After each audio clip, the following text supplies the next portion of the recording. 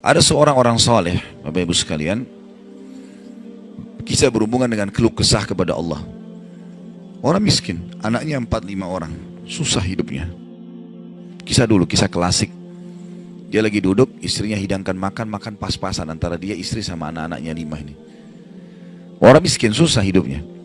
Ada yang ketuk pintu malam-malam, begitu ketuk pintu dibuka, dia suruh istrinya buka. Buka, ternyata orang miskin yang lain minta makanan. Orang miskin yang lain minta makanan. Maka istrinya lihat ke suaminya, apa perintahnya nih? Suaminya bilang kasih aja. Semuanya dikasih, karena kalau dibagi dua nggak cukup. Orang miskin tuh bawa anaknya banyak, nggak cukup makanan. Lalu kemudian istrinya sama suaminya, suami istri orang beriman kepada Allah, tahu, ya sudah sabar. Tapi subhanallah, beberapa saat kemudian, kalau kita beberapa jam kemudian lah, menjelang malam hari, lebih gelap ya, sudah mulai masuk pertengahan malam, jam 12 malam, mereka kelaparan semua. Istrinya bilang, anak-anaknya nangis, saya lapar. Kamu juga lapar, anak-anak lapar, bagaimana? Kata suaminya, tenanglah, saya akan coba cari jalan keluar, minta kepada Allah. Istrinya nggak paham suaminya mau kemana. Dia pakai bajunya, baju keluar, kemudian dia keluar pergi ke masjid dekat rumahnya. Malam hari, jam 2 malam.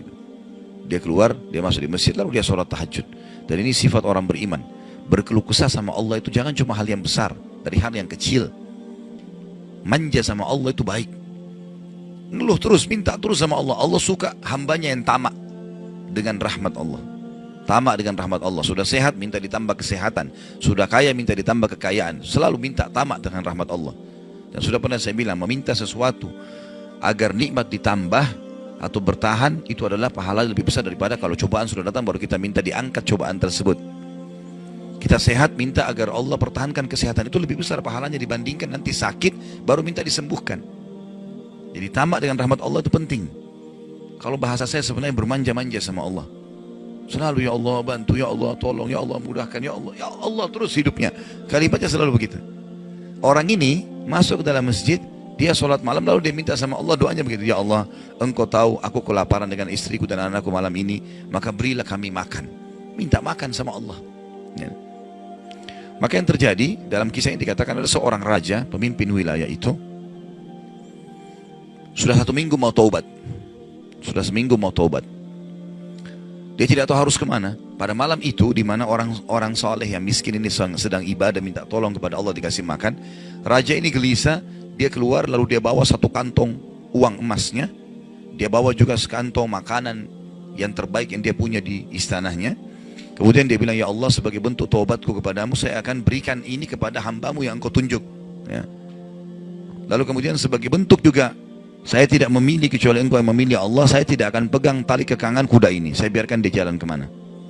Akhirnya orang raja ini naik di atas kudanya, dia bawa itu kemudian jalan kudanya, kudanya mampir di masjid yang ada orang soleh itu. Dia bilang, saya tidak tahu kenapa kuda ini mampir di masjid, lalu saya turun, saya temukan dalam masjid, waktu zaman dulu nggak ada lampu, nggak ada penerangan, cuma dia dengar suara, gelap di masjid. Dia masuk, temukan ada orang ini lagi berkeluh kesah sama Allah, minta ya Allah saya sama istri saya kelaparan sama anak-anak, berilah kami makan. Gitu kan. Maka dia bilang, raja ini pun setelah orang itu berdoa sholat lalu dipanggil, dia bilang, saya seorang raja di sini, saya raja di sini, saya sadar bertobat kepada Allah dan saya dengar doamu, tadi kau minta makanan, maka ini saya kasih, ini harta saya yang saya niat sedekahkan dengan makanan, ambillah. Dan kalau kau punya masalah lagi, datang ke istana saya, kapan saja. Kira-kira saya mau tanya, Bapak Ibu sekalian, kita jujur menjawab. Kalau seandainya kita di posisi orang ini, kita sudah dapat solusi. Kalau kita sekarang mungkin ada orang kasih kartu nama, nih ya, butuh apa saja telepon saya. Misal presiden, tidak usah presiden, terlalu tinggi lah. Misal seseorang kita temui orang kaya, ada masalah apa saya telepon ke saya akan bantu. Saya yakin umumnya orang meninggalkan Allah pada saat itu. Sudah selesai, dia pikir orang ini sudah bantu, sudah selesai. Tiap hari telepon orang itu, telepon dikasih bantuan. Perhatikan orang soleh ini apa yang dia bilang. Waktu raja itu bilang, kalau ada keperluan apapun datang ke istana saya. Dia bilang, saya demi Allah tidak akan datang kepada anda kalau saya punya masalah. Tapi saya akan datang kepada Allah, Tuhan saya dan Tuhan anda yang telah mengutus anda datang kepada saya malam ini membawa makanan. Justru kalau ada sudah solusi dari Allah, makin dekat sama Allah. Jangan sudah dikasih lupa ini. Ini poin penting bagaimana kita jaga berkeluh kesah kepada Allah. Jadi jangan berpikir Bapak Ibu sekalian, masa sih saya bisa sembuh hanya karena saya sujud?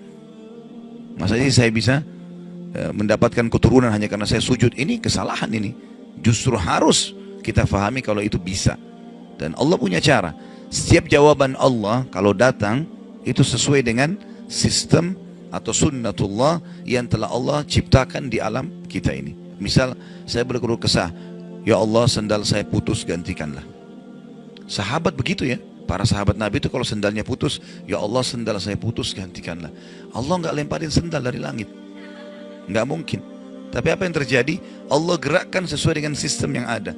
Allah buat ada orang lain melihat kita kesian dikasih sendal, atau dia dapat duit dia bisa beli sendal. Jawabannya Allah begitu, dalam bentuk sinyal datangnya. Jadi harus peka menangkap itu.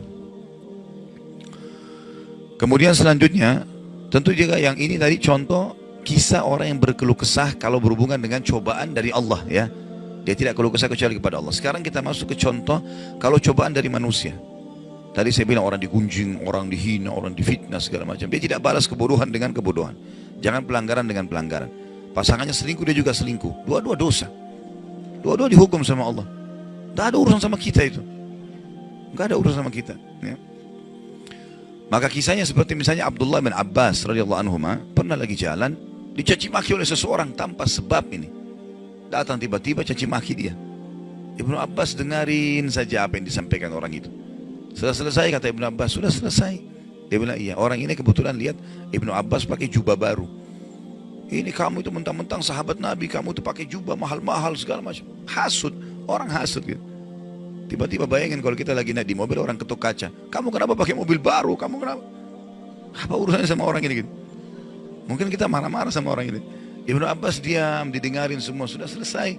Karena tidak mungkin tergerak orang ini mengucapkan sesuatu kecuali memang ada sebabnya. Ya biarin, sudah selesai kamu sudah. Baik, dibuka jubahnya, ini ambil hadiah buat kamu. Sampai orang itu malu. Sudah caci maki dikasih hadiah lagi. Dan yang dia sorotin ini adalah jubahnya Ibnu Abbas. Sampai akhirnya menjadi muridnya Ibnu Abbas.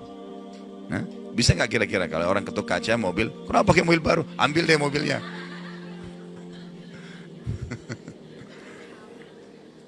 Baik, kisah yang lain, Ali bin Husain radhiyallahu anhu. Ini cucu Nabi SAW, anaknya Husain. Ya, radhiyallahu anhu ajma'in. Terkenal dengan Zainal Abidin, masyhur dengan kesalihannya. Dia pernah jalan dicaci maki oleh orang. Tanpa sebab ini. Mentang-mentang kau turunan Nabi, mentang-mentang kau begini, mentang-mentang kau begini, caci maki. Dia diam saja. Dia nggak bicara banyak. Didengarin. Orang-orang sekitarnya sudah marah nih. Tapi karena dia diam, orang diam semua. Sampai udah selesai dia bilang, wahai saudaraku, kalau seandainya kamu tahu lebih banyak tentang aku, mungkin kau akan lebih banyak cerita tentang keburukan. Saya ini banyak dengan keburukan, gitu kan?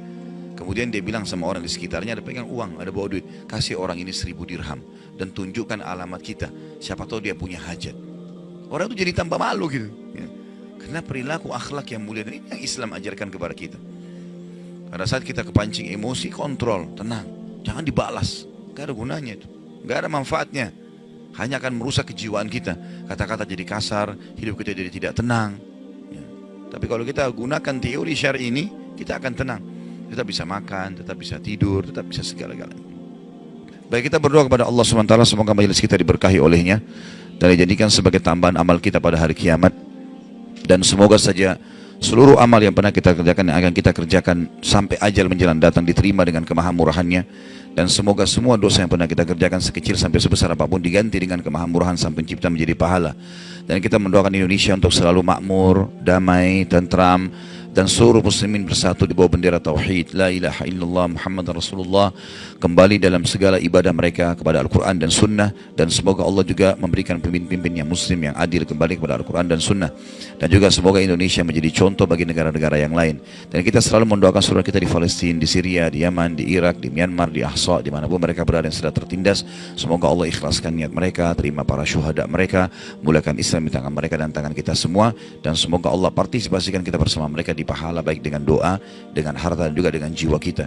Dan semoga Allah dengan kemahamurahannya menyatukan kita semua di surga firdausnya tanpa hisab, sebagaimana yang kita di majelis ilmu yang mulia ini. Allahu alam, ini mungkin yang kita sampaikan, mudah-mudahan bermanfaat. Subhanakallahumma bihamdika, asyhadu an la ilaha illa anta, astaghfiruka wa atubu ilaik. Wassalamualaikum warahmatullahi wabarakatuh.